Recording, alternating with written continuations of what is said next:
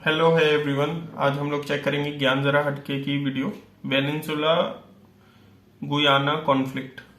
ज्ञान जरा हटके विद Saurabh Maheshwari. Let's jump to the video.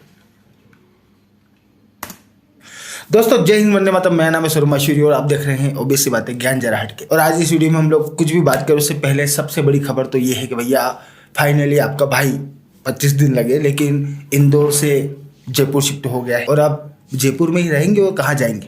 ये वो कारण था जिसकी वजह से एकदम से मैं गायब हो गया। बट लाइफ को पटरी पे लाने के लिए इंदौर से जयपुर शिफ्ट होना जरूरी था और अब उम्मीद करते हैं कि सब कुछ ठीक हो जाए और जिसके लिए ये सब कुछ माथाफोड़ी करी है वो सब कुछ हो जाए। बस इससे ज़्यादा क्या ही उम्मीद कर सकते हैं। नाउ अब जयपुर के इस नए स्टूडियो में जिसे बनाने में 4 दिन बीत गए, अपने वीडियोस का श्री गणेश करते हैं। आज बात करते हैं वेनेजुएला और गुयाना के बीच चल रहे टेरिटोरियल डिस्प्यूट के बारे में, जिसको लेके हाल ही में यानी कि 3 दिसंबर 2023 को वेनेजुएला की गवर्नमेंट ने अपने यहाँ पे अपने लोगों के बीच में एक रेफरेंडम करवाया है। और उस रेफरेंडम के होने के पहले ही वैसे तो इस टाइप की बातें हो रही थी, लेकिन अब जिस तरीके का रिजल्ट उस रेफरेंडम में निकल के आया है उसके बाद इस बात को लेके और ज्यादा चर्चा होने लगी है कि शायद आने वाले समय में हम लोगों को वेनेजुएला और गुयाना के बीच में युद्ध देखने को मिले, मतलब कि वेनेजुएला गुयाना को इन्वेड कर दे।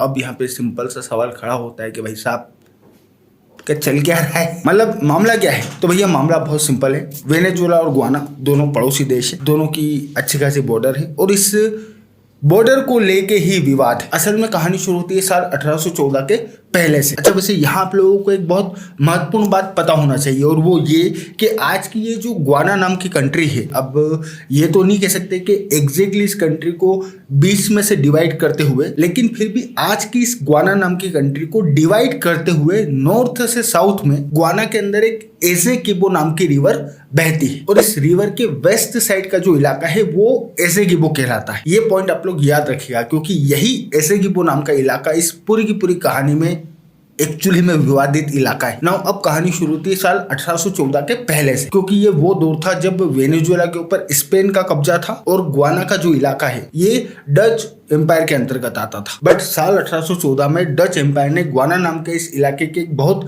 बड़े हिस्से को ब्रिटिश एम्पायर वालों को दे दिया। अब क्यों दे दिया, तो भैया कॉलोनियल टाइम था, उनके बाप का राज चल रहा था और वैसे भी अपन लोगों को कौन सा गुयाना और वेनेजुएला के अंदर आईएएस ऑफिसर बनना है जो इतनी डिटेल में जाए। अपने को सिर्फ विवाद से मतलब है, इस वजह से विवाद को समझने की कोशिश करते हैं। नाउ अब जब ये इलाका डच एम्पायर वालों ने ब्रिटिश एम्पायर वालों को दिया तो इस इलाके को ब्रिटिश एम्पायर वालों को सुपुर्द करते हुए डच वालों ने इस इलाके के ईस्टर्न साइड में जो बॉर्डर थी, जो कि डच रूलिंग गुयाना और गुयाना का वो हिस्सा जो कि डच वालों ने ब्रिटेन वालों को दिया था, उस इलाके को डिवाइड करती थी। उस बॉर्डर को तो इन लोगों ने वेल डिफाइंड किया, लेकिन ब्रिटिश रूल के अंतर्गत आए गुयाना के इस पर्टिकुलर इलाके के वेस्टर्न साइड की जो बॉर्डर थी उस बॉर्डर को इन लोगों ने वेल डिफाइंड नहीं किया। इनफैक्ट बॉर्डर थी ही नहीं और इसी वजह से कुछ सालों बाद ब्रिटेन के ही एक बंदे ने नक्शा और पेन उठाया और अपने हिसाब से गुयाना की वेस्टर्न बॉर्डर को खींच दिया। और उस बंदे ने जो बॉर्डर खींची उसने, ऐसा वेनेजुएला वालों का क्लेम है, उसने तकरीबन 77,000 स्क्वायर किलोमीटर एक्स्ट्रा इलाका कवर करते हुए इस बॉर्डर को ड्रॉ किया। अगर हम लोग पूरी ईमानदारी से बात करें तो इसी पर्टिकुलर मोमेंट से वेनेजुएला और गुयाना के बीच में डिस्प्यूट शुरू हो जाता है। अब क्योंकि उस वक्त गुयाना के ऊपर ब्रिटिश रूल चल रहा था, इस वजह से ये विवाद उस वक्त ब्रिटेन और वेनेजुएला के बीच में था। और बाद में यानी कि साल 1966 में जब गुयाना को ब्रिटेन से आजादी मिली तो उसके बाद में ये विवाद गुयाना और वेनेजुएला के बीच में हो गया। हम लोग यहाँ पे ये बात कह सकते हैं कि गुयाना वालों को ये जो विवाद है, ये जो टेरिटोरियल डिस्प्यूट है, ये विरासत में मिला है ना। अब जैसे कि मैंने आप लोगों को बताया कि भैया गुयाना की वेस्टर्न बॉर्डर तो थी ही नहीं, वेस्टर्न बॉर्डर असल में ब्रिटेन वालों ने अपने हिसाब से खींच दी और स्पेन वालों के साथ में इन लोगों ने इस बॉर्डर को लेके ट्रीटी साइन कर ली। बट साल 1819 में वेनेजुएला को स्पेन से इंडिपेंडेंस मिल गई और आज़ादी मिलने के इमीडिएट बाद वेनेजुएला वालों ने सब बोल दिया कि भैया ये जो बॉर्डर है, गुयाना की जो वेस्टर्न बॉर्डर है जो कि ब्रिटेन वालों ने ड्रॉ करी है,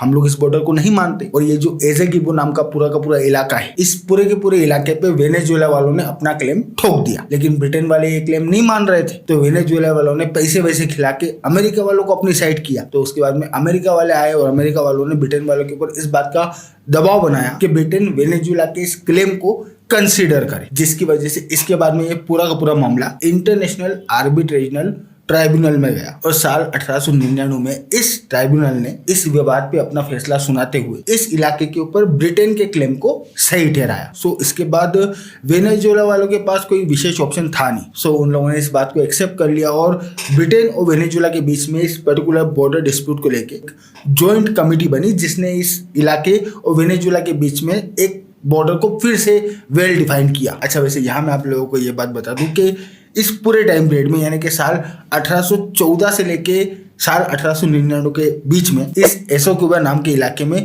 गोल्ड की खदानें भी मिल गई। सो वेनेजुएला वालों का दिमाग तो वैसे ही खराब चल रहा था कि भैया गोल्ड का इतना बड़ा खजाना अपने हाथ से जा रहा है। बट अब मामला इंटरनेशनल कम्युनिटी में चला गया।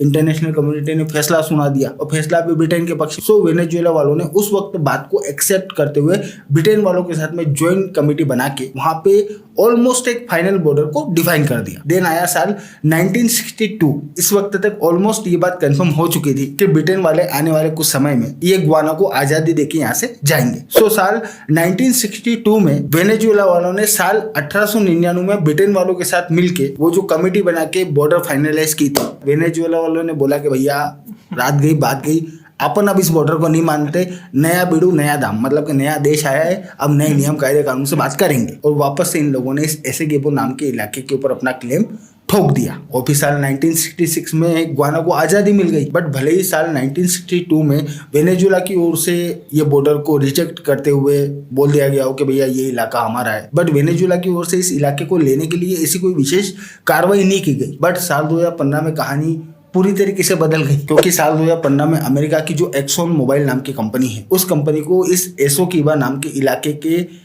एरिया में जो समुद्री इलाका आता है, भाई हर कंट्री को अपने एरिया के हिसाब से समुद्र के अंदर भी इलाका मिलता है अगर उस कंट्री की बॉर्डर समुद्र से लगती है तो। सो गुआना का ये जो समुद्री इलाका है, उस इलाके में अमेरिका की एक्सॉन मोबाइल नाम की कंपनी को खुदाई के दौरान ऑयल मिल गया। और सिर्फ उसको ऑयल नहीं मिला बल्कि उसके बाद से लेके अब तक जितनी भी कंपनीज ने उस इलाके में खुदाई करी है सभी को ऑयल मिला है। इनफैक्ट राउटर्स की रिपोर्ट के हिसाब से अभी इसी साल अक्टूबर के महीने में यहाँ पे जो खुदाई हुई है उसमें भी ऑयल मिल गया। सो वेनेजुएला वालों का दिमाग खराब कि भाई साहब अपने यहाँ तो लोग भूखे मर रहे हैं और गुआना के अंदर ऑयल निकल रहा है। मतलब ऑयल तो वेनेजुएला वालों के पास भी कोई कम नहीं है, लेकिन अगर एक्स्ट्रा मिल रहा है तो कौन छोड़ेगा। और अगर हम लोग गुआना की इकोनॉमिक ग्रोथ का चार्ट देखें तो साल 2015 में गुआना के समुद्री इलाके में ये जो ऑयल मिला है उसके बाद से गुआना की इकोनॉमी को जो रॉकेट लगे हैं, मतलब अच्छा का दिमाग खराब हो जाए देख के। तो वेनेजुएला वालों ने बोला कि ना अब तो ये इलाका अपने को चाहिए। सो एक बार फिर से मामले ने तूल पकड़ लिया। देन यूनाइटेड नेशन के सेक्रेटरी जनरल की मध्यस्थता से ये पूरा मामला इंटरनेशनल कोर्ट ऑफ जस्टिस में गया, जिसकी रूलिंग वैसे तो अभी नहीं आई है, लेकिन रूलिंग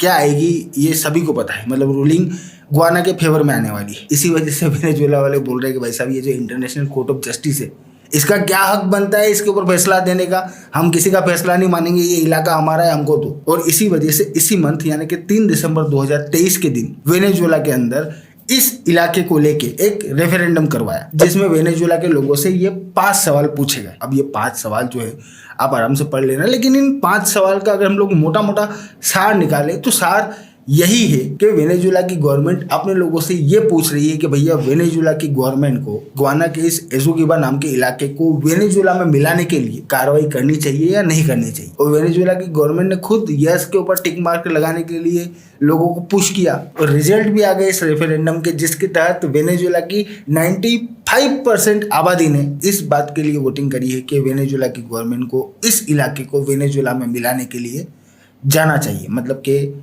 अगर हमला करना पड़े, युद्ध करना पड़े, युद्ध करो, जो करना है वो करो, लेकिन इस इलाके को वेनेजुएला में मिलाओ। सो ये पूरा का पूरा विवाद है और इस वजह से अब दुनिया के अंदर ये बातें हो रही कि भैया एक तो पहले युद्ध चल रहा है इजराइल हमास के बीच में, उधर यूक्रेन रशिया वाले भी लड़ रहे हैं और अब ये नया कांड शुरू हो जाएगा वेनेजुएला और गुआना के बीच में। अच्छा, वैसे इस रेफरेंडम का सीधा कनेक्शन आज की तारीख में वेनेजुएला की जो इकोनॉमिक और पॉलिटिकल सिचुएशन है उससे भी है, लेकिन उसके बारे में किसी और वीडियो में बात करेंगे क्योंकि यार नया ऑफिस बनाया है, आवाज़ इतनी ज़्यादा गूंज रही है सारा कि मेरा कॉन्फिडेंस ही बिल्डअप नहीं हो पा रहा बोलने का। अब मैंने साउंड प्रूफिंग के लिए सामान ऑर्डर किया है, लेकिन वो 10 तारीख को आएगा। अब 10 तारीख तक अपन लोग ऐसे बैठने से तो रहे। सो मैंने सोचा वीडियो आज से शुरू करते हैं, 4-5 वीडियो जैसे जैसे निकालते हैं, 10 तारीख को फिर सामान आ जाएगा तो फिर साउंड प्रूफिंग करके व्यवस्थित बनाएंगे। बाकी तो मैं हूँ आपका दोस्त सरोवर।